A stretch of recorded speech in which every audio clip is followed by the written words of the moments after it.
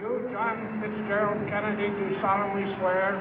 I, John Fitzgerald Kennedy, do solemnly swear. That you will faithfully execute the office of President of the United States. That I will faithfully execute the office of President of the United States. And will, to the best of your ability. And will, to the best of my ability. Preserve, protect, and defend the Constitution of the United States. Preserve, protect, and defend the Constitution of the United States. So help you God. So help me God.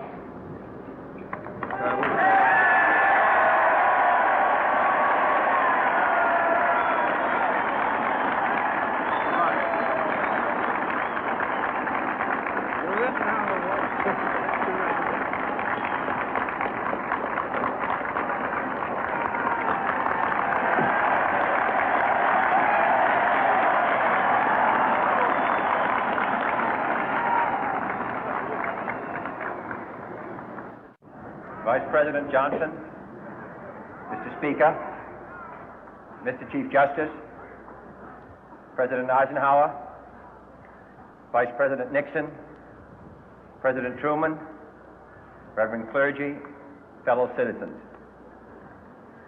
We observe today not a victory of party, but a celebration of freedom, symbolizing an end as well as a beginning, signifying renewal as well as change. For I have sworn before you and Almighty God the same solemn oath our forebears prescribed nearly a century and 3/4 ago. The world is very different now, for man holds in his mortal hands the power to abolish all forms of human poverty and all forms of human life. And yet the same revolutionary beliefs for which our forebears fought are still at issue around the globe. The belief that the rights of man come not from the generosity of the state, but from the hand of God. We dare not forget today that we are the heirs of that first revolution. Let the word go forth from this time and place to friend and foe alike that the torch has been passed to a new generation of Americans born in this century, tempered by war, disciplined by a hard and bitter peace, proud of our ancient heritage, and unwilling to witness or permit the slow undoing of those human rights to which this nation has always been committed and to which we are committed today at home and around the world.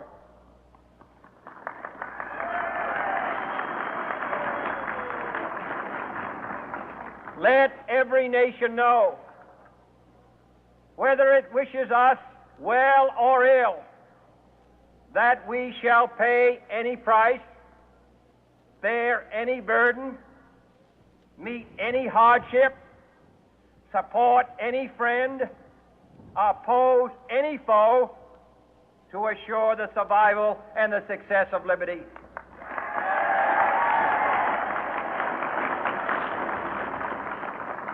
This much we pledge and more. To those old allies whose cultural and spiritual origins we share, we pledge the loyalty of faithful friends. United, there is little we cannot do in a host of cooperative ventures. Divided, there is little we can do, for we dare not meet a powerful challenge at odds and split asunder. To those new states whom we welcome to the ranks of the free, we pledge our word that one form of colonial control shall not have passed away merely to be replaced by a far more iron tyranny. We shall not always expect to find them supporting our view, but we shall always hope to find them strongly supporting their own freedom, and to remember that in the past, those who foolishly sought power by riding the back of the tiger ended up inside.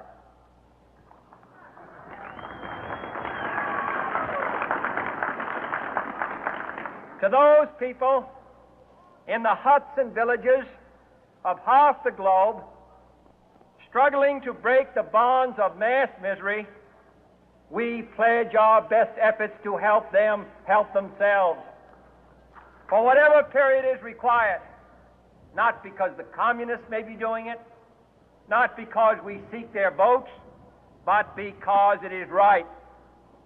If a free society cannot help the many who are poor, it cannot save the few who are rich.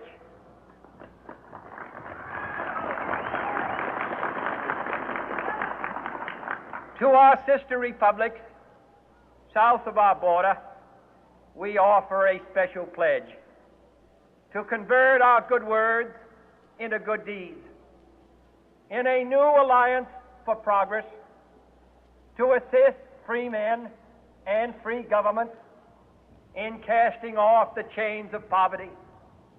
But this peaceful revolution of hope cannot become the prey of hostile powers. Let all our neighbors know that we shall join with them to oppose aggression or subversion anywhere in the Americas. And let every other power know that this hemisphere intends to remain the master of its own house.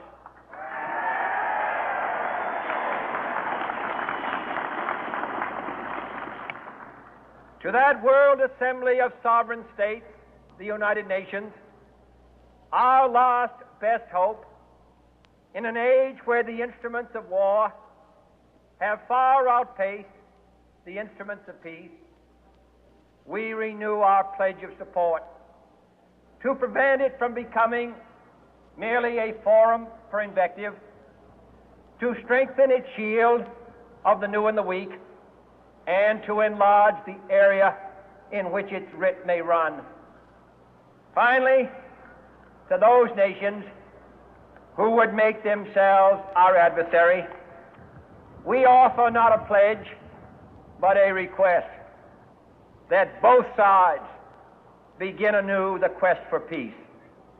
Before the dark powers of destruction, unleashed by science, engulf all humanity in planned or accidental self-destruction, we dare not tempt them with weakness, for only when our arms are sufficient beyond doubt can we be certain beyond doubt that they will never be employed.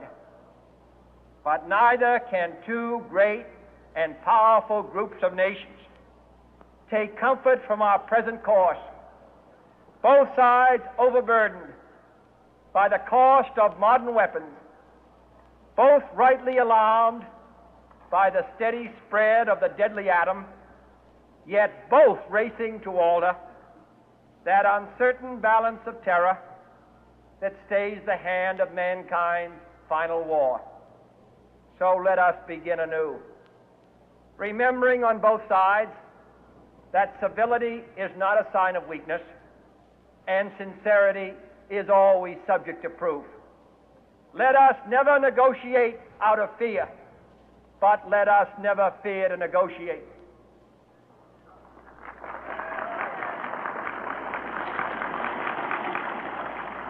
Let both sides explore what problems unite us, instead of belaboring those problems which divide us.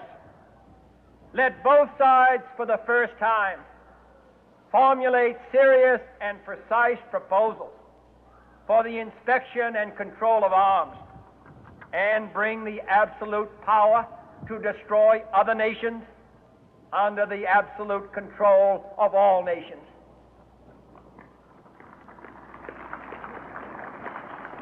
Let both sides seek to invoke the wonders of science instead of its terrors.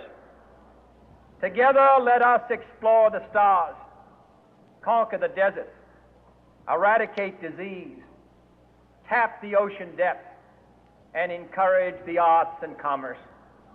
Let both sides unite to heed in all corners of the earth the command of Isaiah to undo the heavy burden and let the oppressed go free.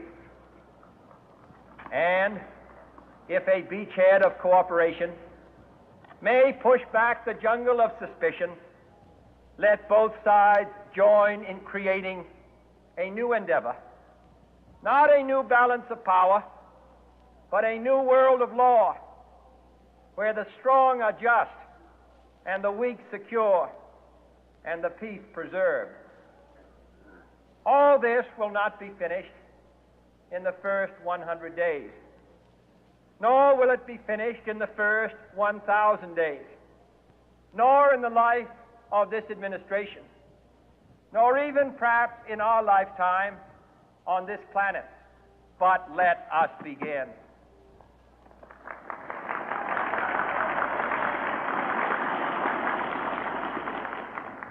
In your hands, my fellow citizens, more than mine, will rest the final success or failure of our course. Since this country was founded, each generation of Americans has been summoned to give testimony to its national loyalty.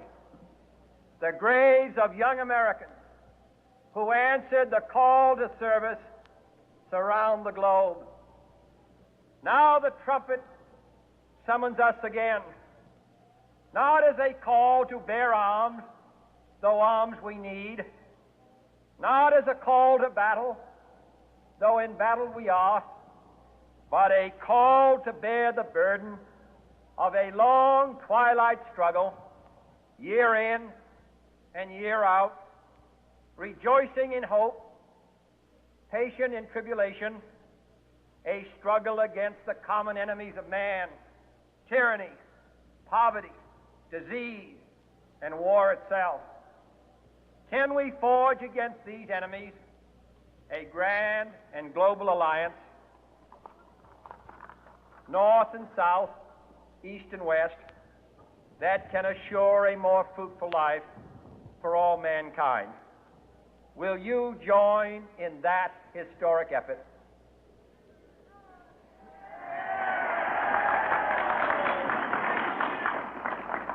In the long history of the world, only a few generations have been granted the role of defending freedom in its hour of maximum danger.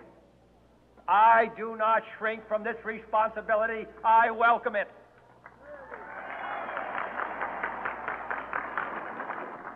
I do not believe that any of us would exchange places with any other people or any other generation.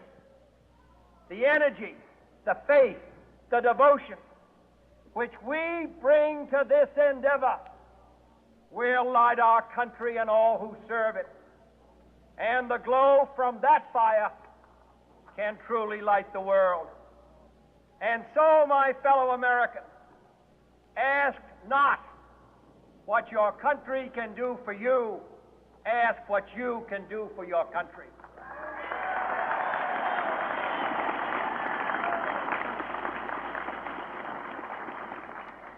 My fellow citizens of the world, ask not what America will do for you, but what together we can do for the freedom of man.